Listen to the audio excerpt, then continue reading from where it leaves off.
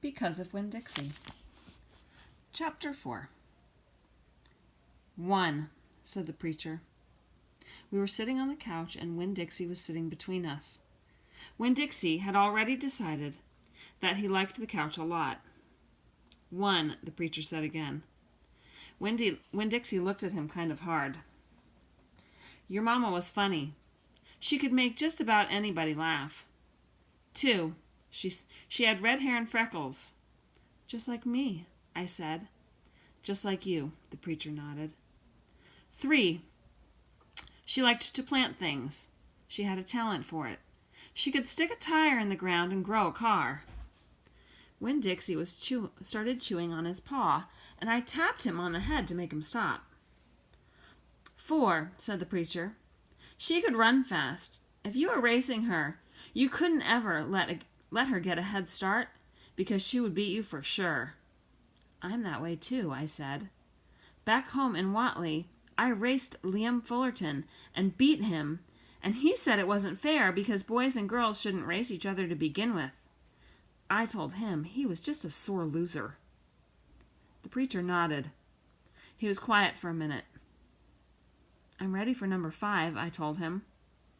5, he said. She couldn't cook. She burned everything, including water. She had a hard time opening a can of beans.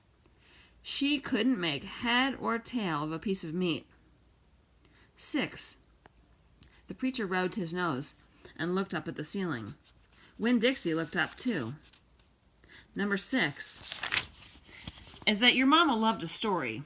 She would sit and listen to stories all day long. She loved to be told a story. She especially liked funny ones, stories that made her laugh. The preacher nodded his head like he was agreeing with himself. What's number 7? I asked. Let's see, he said. She knew all the constellations, every planet in the nighttime sky, every last one of them. She could name them and point them out, and she never got tired of looking up at them. Number 8, said the preacher, with his eyes closed, was that she hated being a preacher's wife. She said she just couldn't stand having the ladies at church judge what she was wearing and what she was cooking and how she was singing. She said it made her feel like a bug under a microscope. Winn Dixie lay down on the couch. He put his nose in the preacher's lap and his tail in mine. 10, said the preacher. 9, I told him. 9, said the preacher. She drank. She drank beer and whiskey and wine. Sometimes she couldn't stop drinking, and that made me and your mama fight quite a bit.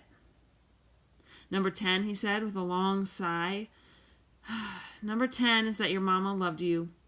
She loved you very much. But she left me, I told him. She left us, said the preacher softly.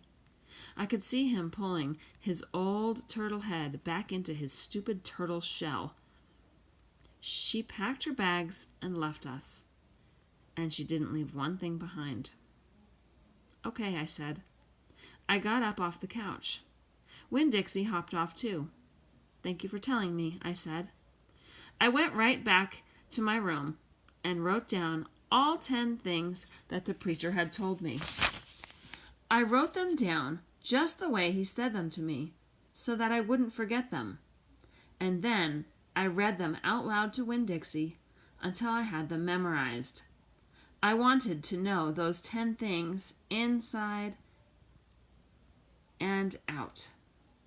That way, if my mama ever came back, I could recognize her, and I would be able to grab her and hold on to her tight and not let her get away from me again.